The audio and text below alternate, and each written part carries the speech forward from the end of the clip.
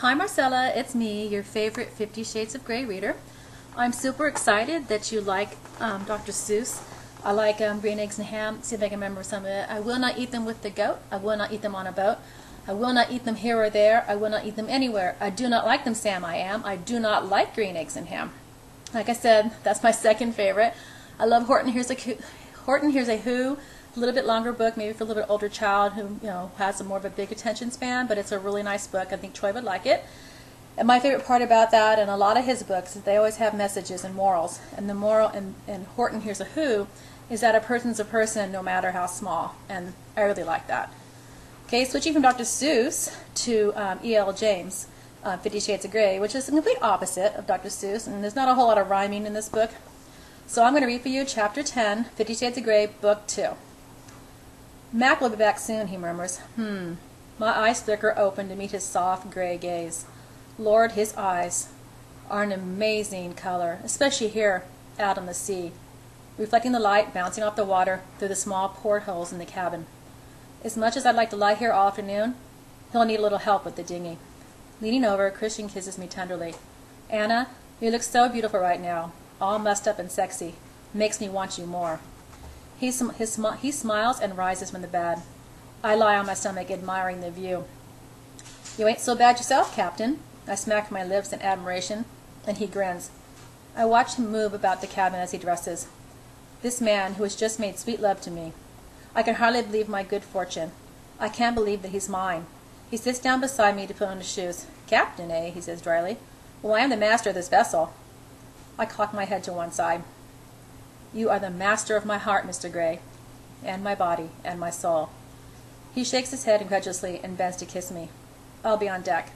There's a shower in the bathroom if you want one. Do you need anything? A drink? He asks solicitously.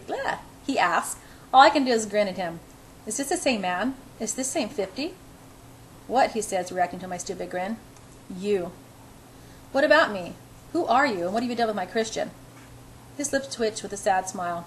He's not very far away, baby, he says softly, and there's a touch of melancholy in his voice that makes me instantly regret asking the question. But he shakes it off. You'll see him soon enough, he smirks, especially if you don't get up. Reaching over, he smacks me hard on the behind, so I yelp and laugh at the same time. You have me worried. Did I now? Christian's brow creases. You do give off mixed signals, Anastasia. How's a man supposed to keep up with you? He leans down and kisses me again. Laters, baby, he adds, and with a dazzling smile, he gets up and leaves me to my scattered thoughts. When I surface on deck, Mac is back on board, but he disappears onto the upper deck as I open the salon doors. Christian is on his BlackBerry talking to whom? I wonder. He wanders over and pulls me close, kissing my hair. Great. Good. Yeah? Really? The fire escape? Stairwell? I see. Yes, tonight. He hits the end button, and the sound of the engines firing up startles me. Mac must be in the cockpit above. Time to head back, Christian says, kissing me once more as he straps me into my life jacket. The sun is low in the sky behind us as we make our way back to the marina, and I reflect on a wonderful afternoon. Under Christian's careful, patient tuition, I have now stowed a mainsail, a headsail, a spinnaker, as well as learned to tie a reef knot, clove hitch, and sheep shank. His lips were twitching throughout the lesson. I may tie up one day, I muttered crabbily. His mouth twists with humor.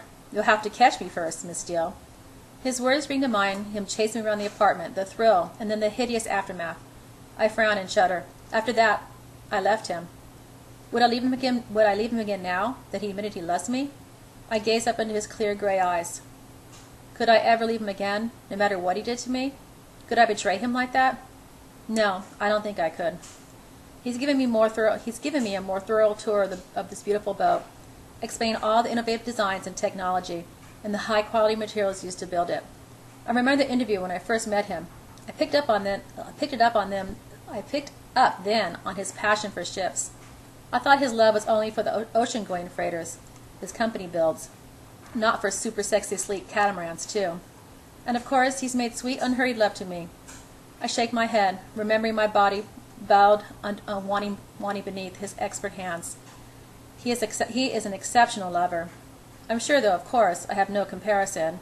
But Kate would have raved if it was always like this. It's not her to hold back on details.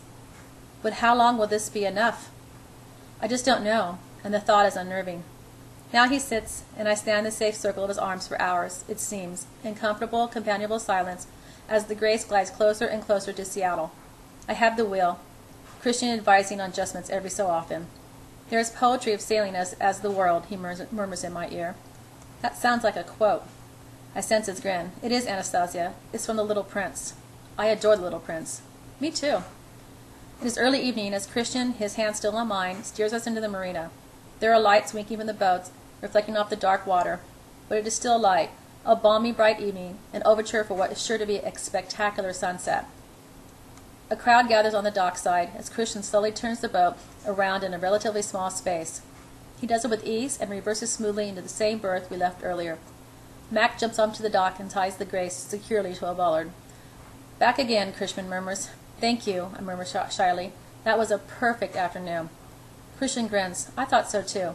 Perhaps we can enroll you in sailing school, so we can go out for a few days, just the two of us. I'd love that. We can christen the bedroom again and again. He leans forward and kisses me under my ear.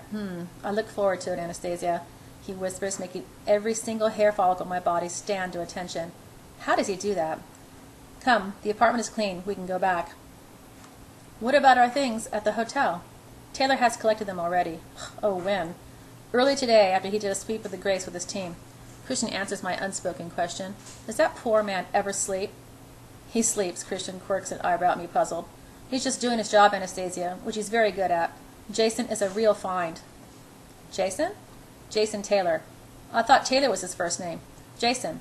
It suits him. Solid, reliable. For some reason, it makes me smile.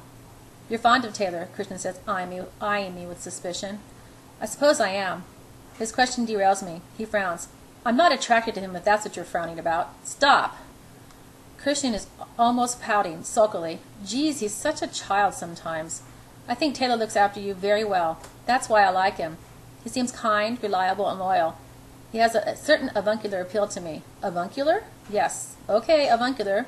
Christian is testing the word and meaning, and I laugh. Oh, Christian, for God's sake, grow up. His mouth drops open, surprised by my outburst. Then he frowns as if considering my statement. I'm trying, he says eventually. That you are. Very. I answer him softly, but then roll my eyes. What memories you evoke when you roll your eyes at me, Anastasia, he grins. I smirk at him. Well, if you can behave yourself, maybe you can relive some of those memories.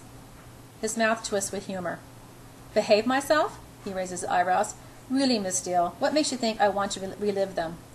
Probably the way your eyes lit up like Christmas when I said that. You know me so well already, he says dryly. I'd like to know you better. He smiles softly. And I you, Anastasia. Thanks, Mac. Christian shakes McConnell's hand and steps on the dock. Always a pleasure, Mr. Gray, and goodbye. Anna, great to meet you. I shake his hand shyly. He must know what Christian and I were up to on the boat while he went ashore. Good day, Mac, and thank you. He grins at me and winks, making me flush. Christian takes my hand, and we walk up the dock to the marina's promenade. Where's Mac from? I ask, curious about his accent. Ireland, Northern Ireland, Christian corrects himself. Is he your friend? Mac? He works for me. Help build the Grace. Do you have many friends? He frowns. Not really. Doing what I do, I don't cultivate friendship. There's only... He stops, his frown deepening, and I know he's going to mention Mrs. Robinson. Hungry? He asks, trying to change the subject. I nod. Actually, I'm famished. We'll eat where I left the car. Come. To SP's is a small Italian bistro called B's.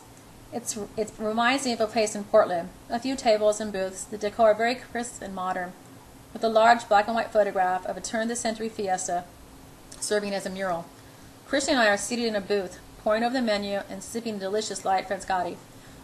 When I glance up on the menu, having made my choice, Christian is eyeing me speculatively. What? I ask. You look lovely, Anastasia. The outdoor agrees with you. I flush. I feel rather windburned, to tell the truth. But I had a lovely afternoon. A perfect afternoon. Thank you. He smiles, his eyes warm. My pleasure, he murmurs. Can I ask you something? I decide on a fact-finding mission. Anything, Anastasia. You know that. He cocks his head to one side, looking delicious. You don't seem to have many friends. Why is that?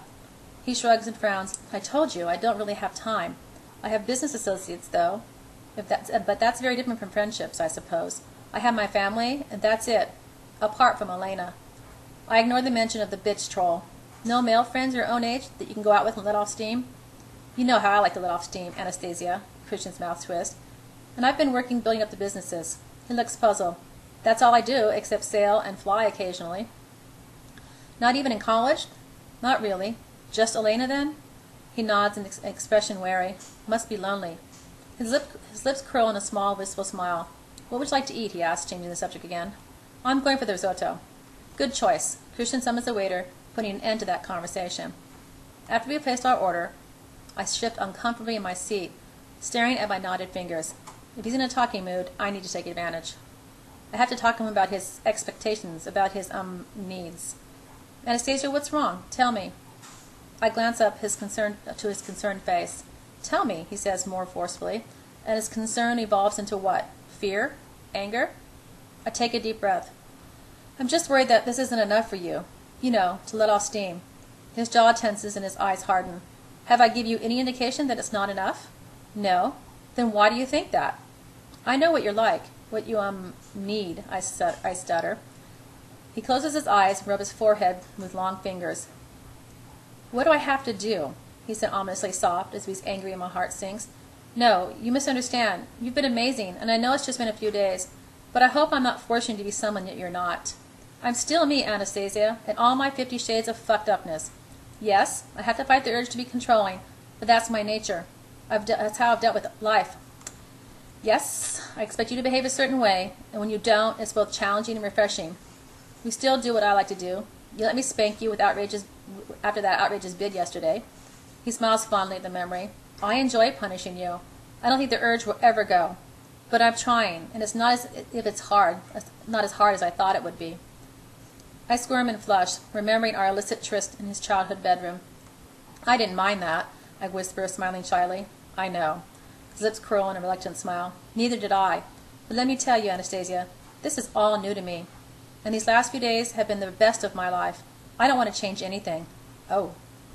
They've been the best of my life, too, without exception, I murmur, and his smile broadens. My inner goddess nods frantically in agreement and nudges me hard. Okay.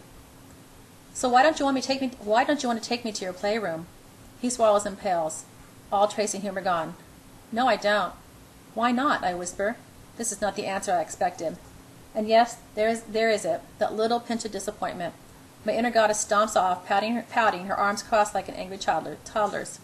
The last time we were in there, he says quietly, you left me. Shying away from anything that can make you leave it. I'm shying away from anything that can make you leave me again. I was devastated when you left. I explained that. I never want to feel like that again. I've told you how I feel about you. His gray eyes are wide and intense with his sincerity. But it hardly seems fair. It can't be relaxing for you to be constantly concerned about how I feel. You've made all these changes for me, and I think I should reciprocate in some way. I don't know, maybe try some role-playing games? I stutter. My face is crimson as the walls of the playroom. Why is this so hard to talk about? I've done all number of kinky fuckery with this man, things I haven't heard of a few weeks ago, things I would never have thought possible, yet the hardest part is talking to him about it. Anna, you do reciprocate, more than you know. Please don't feel like this. Gone is carefree Christian. His eyes are wider now with alarm, and it's gut-wrenching. Baby, it's only been one weekend, he continues. Give us some time. I thought about it a great deal about us last week when you left. We need time. You need to trust me, and I you. Maybe in time we can indulge, but I like it how we are right now. I like seeing you this happy, this relaxed and carefree, knowing that I had something to do with it. I have never... He stops and runs his hand through his hair. We have to walk before we can run, suddenly he smirks. What's so funny? Flynn says it all the time. I never thought I'd be quoting him. A Flynnism. Christian laughs. Exactly. The waiter arrives with our starters and bruschetta, and our conversation changes tack as Christian relaxes. But when the unreasonably large plates are placed before us, I can't think how I have thought of Christian today. Relaxed, happy, and carefree. At least he's laughing now, at ease again. I breathe an inward sigh of relief as he starts quizzing me about places I've been. This is a short discussion, since I've never been anywhere except the continental United States. Christian, on the other hand, has traveled the world. We slip into an easier, happier conversation, talking about all the places he's visited. After our tasty and filling meal, Christian drives back to Scala with Eva Cassidy's gentle, sweet voice singing over the speakers. It allows me a peaceful interlude in which to think. I'd had a mind-blowing day. Dr. Green, our shower, Christian's admission, making love at the hotel and on the boat, buying the car. Even Christian himself has been so different. It's as if he's letting go of something or rediscovering something. I don't know which. Who knew he could be so sweet? Did he? When I glance at him, he too looks lost in thought. It strikes me then he never really had an adolescence, a normal one anyway. I shake my head. My mind drifts back to the ball and dancing with Dr. Flynn and Christian's fear that Flynn had told me all about him. Christian is still hiding something from me. How can we move on if he feels that way? He thinks I might leave him if I know him. He thinks I might leave him if he's himself. Oh, this man is so complicated. As we get closer to home, he starts radiating tension until it becomes palpable. He scans the sidewalks and the side alleys, his eyes darting everywhere, and I know he's looking for Layla. I start looking too. Every young brunette is a suspect, but we don't see her. When he pulls into the garage, his mouth is set in a tense, grim line. I wonder why we've come back here if he's going to be so wary and uptight. Sawyer's in the garage patrolling. The defiled Audi is gone. He comes to open my door as Christian pulls in beside the SUV. "Hello, Sawyer," I murmur a greeting. "Miss Steele," he nods. "Mr. Gray." "No sign?" Christian asks. "No, sir." Christian nods, grasps my hand, and heads for the elevator. I know his brain is working overtime. He's distracted. And once inside he turns to me. "You are not allowed out of here alone. You understand?" he snaps. "Okay. Geez, keep your hair on." But his attitude makes me smile. I want to hug myself, this man, all domineering and short with me. I know. I marvel that I would have found it so threatening only a week ago, when he spoke to me like this. But now I understand him so much better. This is his coping mechanism. He's stressed out about Layla. He loves me, and he wants to protect me. "What's so funny?" he murmurs, a hint of amusement in his expression. "You are. Me, Miss Steele? Why am I funny?" He pouts. Christian's pouting is hot. Don't pout. Why?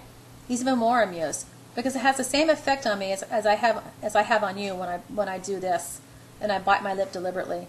He raises his eyebrows, surprised and pleased at the same time. "Really?" He pouts and leans down to give me a swift, chaste kiss. I raise my lips to meet his, and in the nanosecond when our lips touch, the nature of the kiss changes. Wildfire spreading through my veins from the intimate point of contact, driving me to him.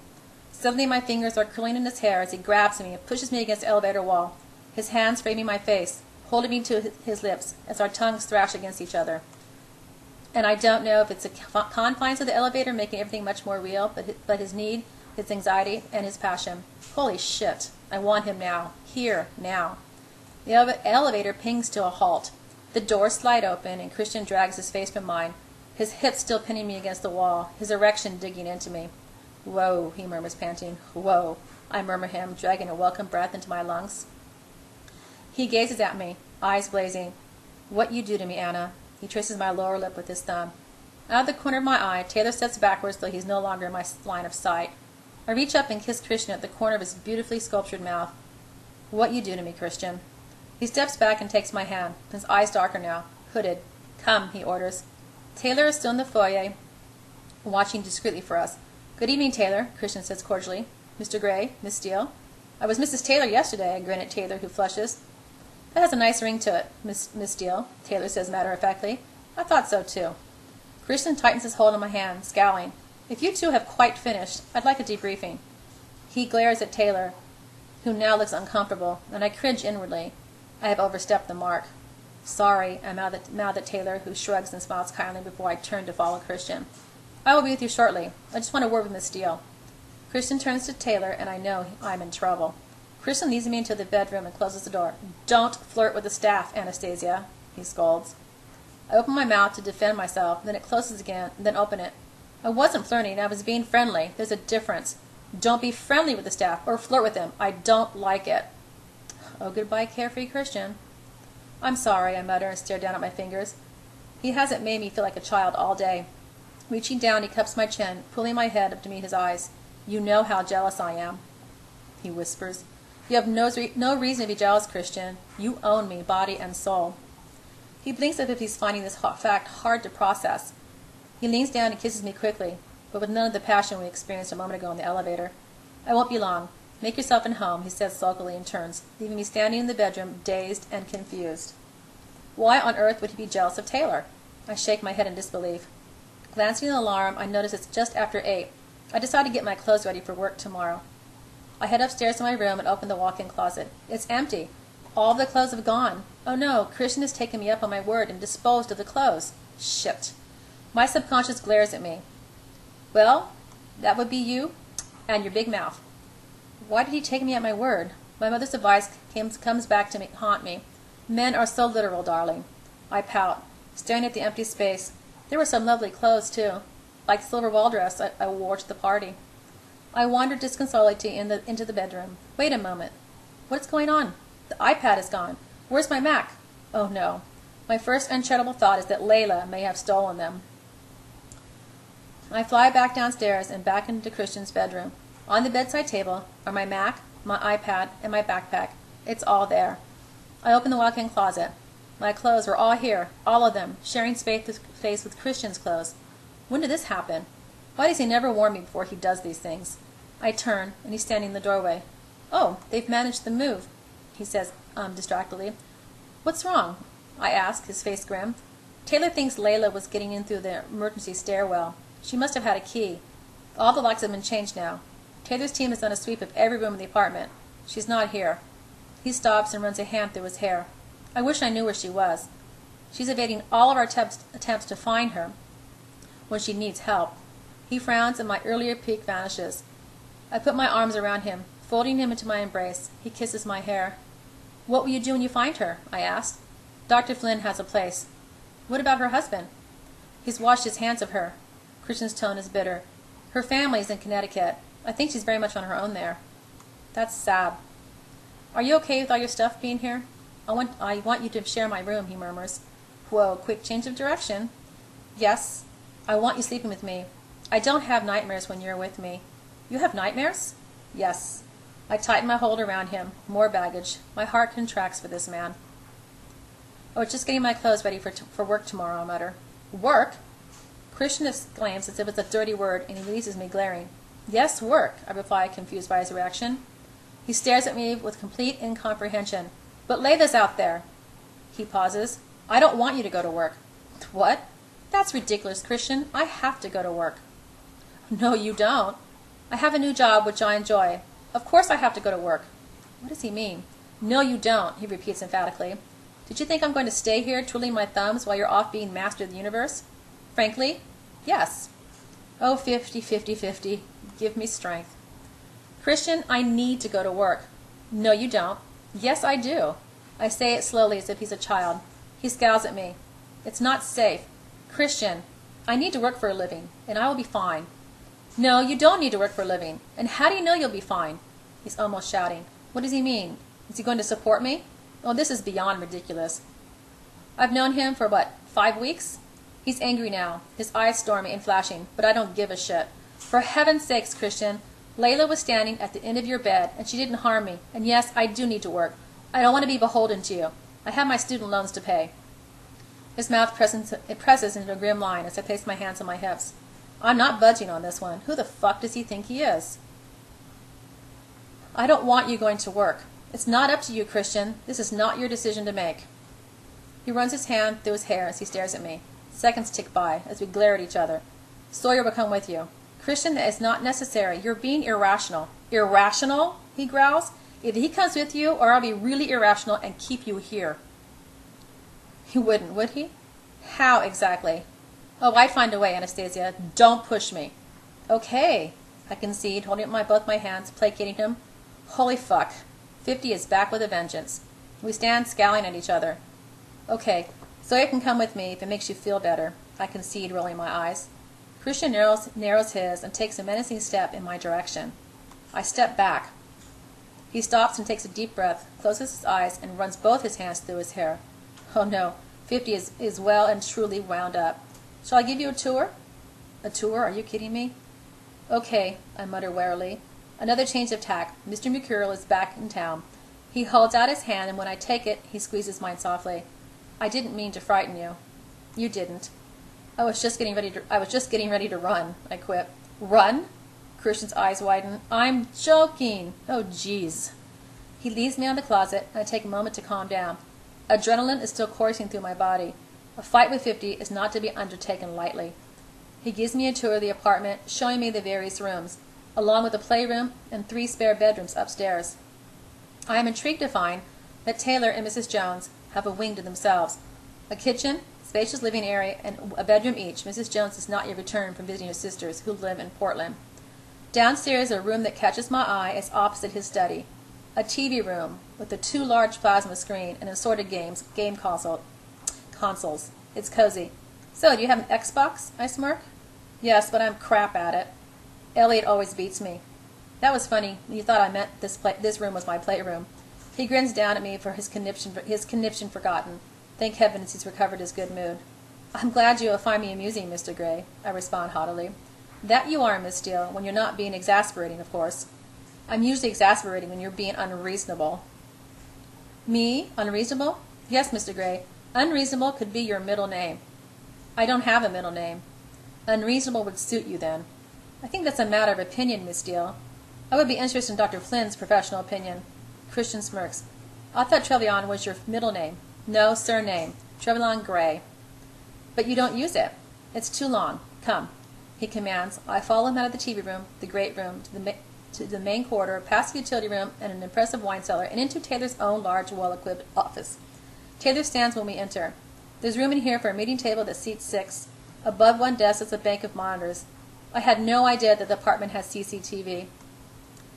It appears to be monitored the balcony, stairwell, surface elevator, and foyer. Hi, Christian.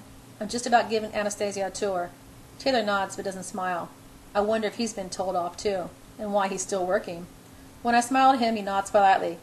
Christian grabs my hand once more and leads me to the library. Of course you've been in here. Christian opens the door. I spied the green billiard table. Shall we play? I ask. Christian smiles, surprised. Okay. Have you played before? A few times. I lie, and he narrows his eyes, cocking his head to one side.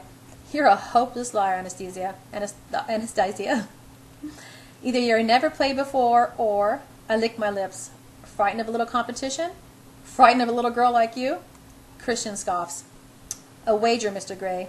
You're that confident, Miss Steele? He smirks, amused and incredulous at once. What would you like to wager? If I win, you can take me back into the playroom. He gazes at me if he can't quite comprehend what I've said. And if I win, he asks, after several shell-shocked beats, then it's your choice. His mouth twists as he contemplates his answer. Okay, deal, he smirks. Do you want to play pool, English snooker, or carom billiards? Pool, please. I don't know the others. From a cupboard beneath one of the bookshelves, Christian takes out a large leather case. Inside the balls are nestled in velvet. Quickly and efficiently, he racks the balls on the table. I don't think I've ever played pool on such a large table before. Christian hands me a cue and some chalk. Would you like to break? He feigns politeness. He's enjoying himself. He thinks he's going to win. Okay. I chalk the end of my cue and blow the excess chalk off, staring at Christian through my lashes. His eyes darken as I do. I line up on the white ball, and with a swift, clean stroke, hit the center ball of the triangle square on, with such force that a striped ball spins and plunges in the top right pocket. I've scattered the rest of the balls. I choose stripes, I say innocently, smiling coyly at Christian, his mouth twisting in amusement. Be my guest, he says politely. I proceed to pocket the next 3 balls in quick succession. Inside myself, I'm dancing. At this moment, I am so grateful to Jose for teaching me how to play pool and play it well. Christian watches impassively, giving nothing away, but his amusement seems to ebb. I miss the green stripe by a hairbreadth. You know, Anastasia, I could stand here and watch you leaning and stretching over the billiard table all day, he says appreciatively. I flush. Thank heavens I'm wearing my jeans. He smirks. He's trying to put me off my game, the bastard. He pulls his cream sweater off over his head and tosses it onto the back of a chair, and grins at me, as he saunters over to take his first shot. He bends low over the pool table. My mouth goes dry. Oh, I see what he means. Christian in his tight jeans and white t-shirt bending like that is something to behold. I quite lose my train of thought. He sinks 4 solids rapidly, then fouls by sinking the white. A very elementary mistake, Mr. Gray, I tease. He smirks. Ah, Miss Steele, I am but a foolish mortal. Your turn, I believe. He waves to the table. You're not trying to lose, are you? Oh, no, for what I have in mind as the prize, I want to win, Anastasia. He shrugs casually. But then, I always want to win. I narrow my eyes at him. Right then, I'm so glad I'm wearing my blue blouse, which is pleasingly low cut. I stalk around the table, bending low at every available opportunity, giving Christian an eyeful of my behind and my cleavage whenever I can. Two can play at that game, I glance at him.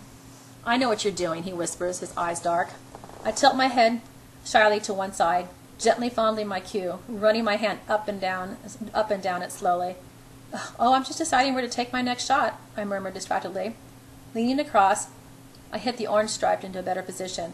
Then I stand directly in front of Christian and take the rest from underneath the table. I line up my next shot, leaning right over the table.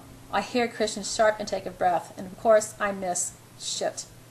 He comes to stand behind me while I'm still bent over the table and places his hands on my backside.